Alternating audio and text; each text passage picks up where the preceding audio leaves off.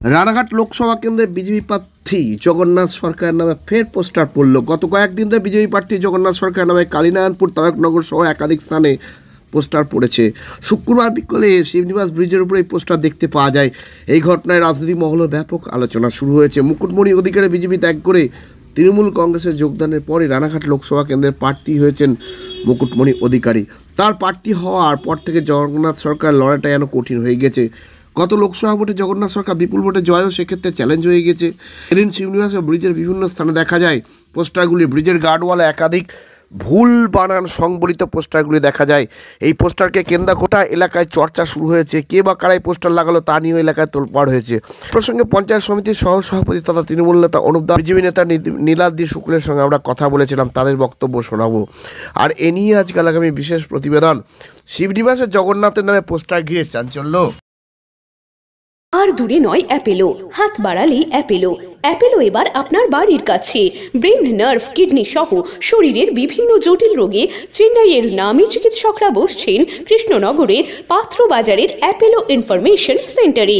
স্বল্প ভিজিটে পাওয়া যাচ্ছে দেশের বিখ্যাত চিকিৎসকদের কাছ থেকে চিকিৎসার সুযোগ। তাই দেরি নয়, জটিল রোগের চিকিৎসার জন্য সত্বর চলে আসুন পাত্রবাজারের অ্যাপেলো ইনফরমেশন সেন্টারে। এখানে রয়েছে চিকিৎসার সমস্ত অত্যাধুনিক পরিষেবা। তাই প্রয়োজনে যোগাযোগ করুন 8001129623।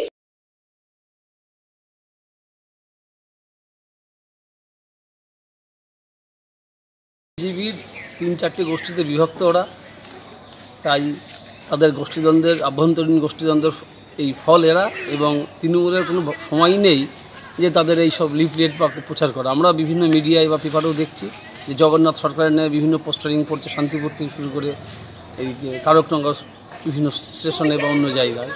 তাই তাদের যে গোষ্ঠীদ্বন্দ্ব সেটাই বহিঃপ্রকাশ, এবং টাকা নিয়েছে কি টাকা দিয়েছে বা কীভাবে প্রার্থীপদ সে বিজেপির অভ্যন্তরীণ বিষয়, বিজেপির নেতারাই জানে। আমাদের তৃণমূল কংগ্রেসের এখন ভাববার সময় নেই। আমরা এখন ইলেকশনে মনোনিবেশ করছি, এবং এখান থেকে আমরা আমাদের প্রার্থী যিনি হয়েছেন ডক্টর মুকুটমণি অধিকারী, তিনি বিপুল ভোটে জয়লাভ করবেন।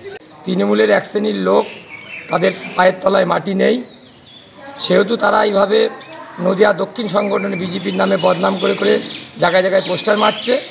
এইসব টোটাল অভিযোগই ভিত্তিহীন। তারা এবার এই ভোটে তৃণমূলে যে প্রার্থী দাঁড়িয়েছে সে অন্তত 4 লক্ষ ভোটে হারবে বলে তারা এইসবগুলো আমাদের এমপির নামে বদনাম করে বেড়াচ্ছে। এলাকার যেসব সিসিটিভি আছে, ফুটেজ কারা মারছে আমরা সংগ্রহ করার চেষ্টা করছি। অতি সত্বর আমরা আইসিকে সেই ফুটেজ দেব। কারা মারছে এই ফুটেজ আমাদের হাতে খুব শিগগিরই চলে আসবে, আমরা উপযুক্ত ব্যবস্থা নেব।